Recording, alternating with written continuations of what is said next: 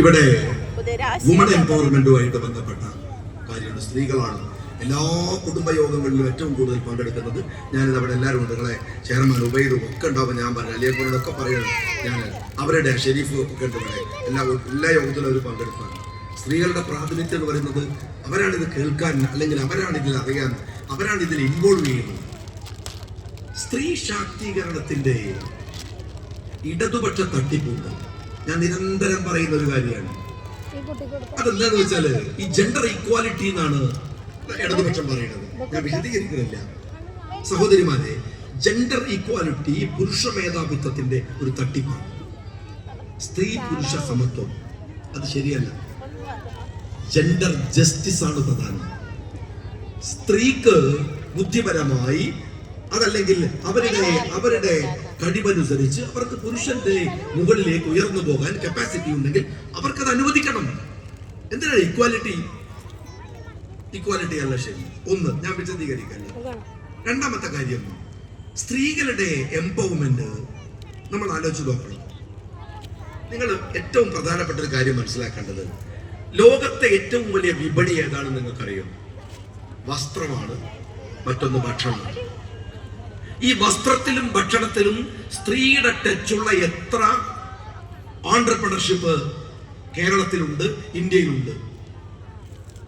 ഞാൻ പലപ്പോഴും പറയാറുണ്ട്, വലിയ സദസ്സാണ് ഇവിടെ, എന്നാൽ ഉള്ളതുപോലെ പറഞ്ഞ ശീലങ്ങളോട് ഞാൻ പറയാണ്.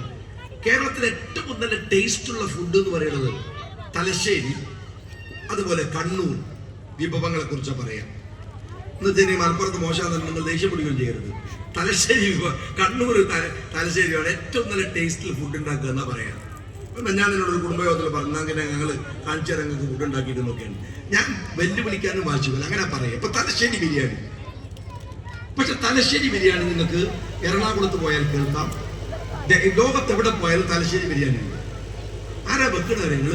മുതലാളി തലശ്ശേരിക്കാരനും ബിരിയാണി വെക്കുന്ന ബംഗാളിയുമാണ്. പിന്നെ അതെങ്ങനെ തലശ്ശേരി ബിരിയാണി ആവുക?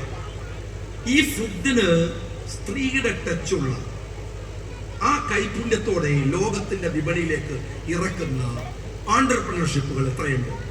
എത്ര കാറ്ററിംഗ് സർവീസുകളിലുണ്ട്? ഇല്ല. രണ്ടാമത്തത് വസ്ത്രമാണ്. നിങ്ങൾ ആലോചിക്കുന്ന സ്ത്രീകൾ, പുരുഷന്മാരെ സംബന്ധിച്ചിടത്തോളം വസ്ത്രം എന്ന് പറഞ്ഞാൽ എന്താ? വസ്ത്രം നമുക്കൊരു മുണ്ടും ഷർട്ടും. നമ്മളുടെ ഈ ജെൻസി കുട്ടികളാണെങ്കിൽ ജീൻസും ടീഷർട്ടും ഷർട്ടും. ഇനി അത് കുറച്ചുകൂടി യൂത്ത് ആണെങ്കിലോ ജീൻസും ടീഷർട്ടും. ഇതെന്നെ അങ്ങോട്ടും ഇങ്ങോട്ടും മാറുക. ഞാൻ പറഞ്ഞ പോലെ ചിലപ്പോൾ പാൻറ്റിന്റെ ലൂസും കൂടും, ചിലപ്പോൾ പാൻറ് അങ്ങ് ടൈറ്റ് ആവും. എന്നിട്ടും ഫാഷൻ ഒന്നും ഇല്ലെങ്കിൽ 3-4 പോക്കറ്റ് പാൻറ് ഫിറ്റ് ചെയ്യും, അല്ലെങ്കിൽ ഒരു പാൻറ് കുറച്ച് കീറും, കുപ്പായത്തിന്റെ പോക്കറ്റ് വെക്കും. ഇതല്ലാതെ എന്താ ആണുങ്ങൾക്ക് ഡ്രസ്സിനുള്ളത്?